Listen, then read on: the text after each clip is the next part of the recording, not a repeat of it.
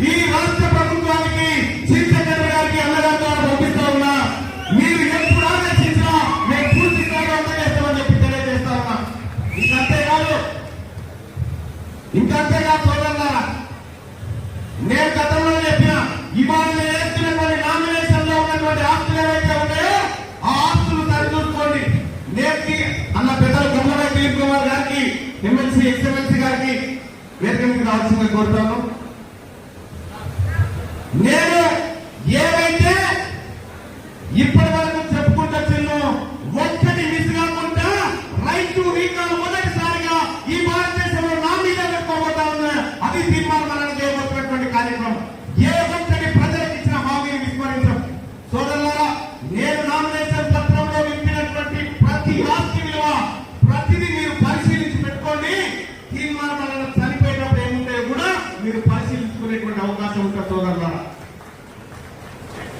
ఎక్కడైనా ఏ రాజకీయ నాయకుడైనా తన కుటుంబానికి నేను క్లీన్ గా పాలిటిక్స్ లోకి రావాలనుకుంటున్నా, క్లీన్ గా ఎమ్మెల్సీ ఉండాలనుకుంటున్నా, దమ్ముంటే ఇప్పుడు పోటీ చేస్తున్నటువంటి నాయకులు నాగా తమరి ఆస్తులను ప్రభుత్వానికి అప్పగించి ఎమ్మెల్సీ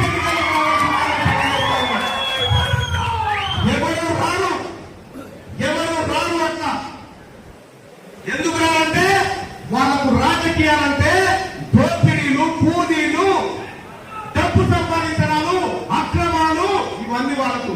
కానీ నాకు రాజకీయాలంటే నేను గతంలోనే చెప్పిన సోదరులారా, నేను రాజకీయాలు చేసిన తర్వాత ఒకవేళ నేను సరిపోతే 1,00,000 మంది సాగుకు రావాలని చెప్పిన నేను అటువంటి రాజకీయాలు చేయాలనుకుంటున్నా.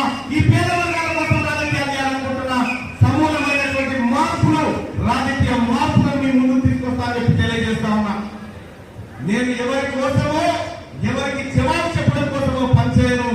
ఈ ప్రజల కోసం ఏది మంచో అది చేసుకుంటూ ముందుకు పోతూనే ఉంటా. సోదరులారా, నేను రాత్రి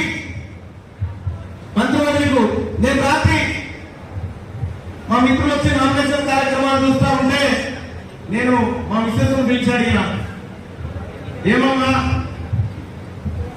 బ్రతకగలుగుతాను, నువ్వు ప్రభుత్వ ఉద్యోగిని, నేను ఎక్కడ పనిచేస్తావు,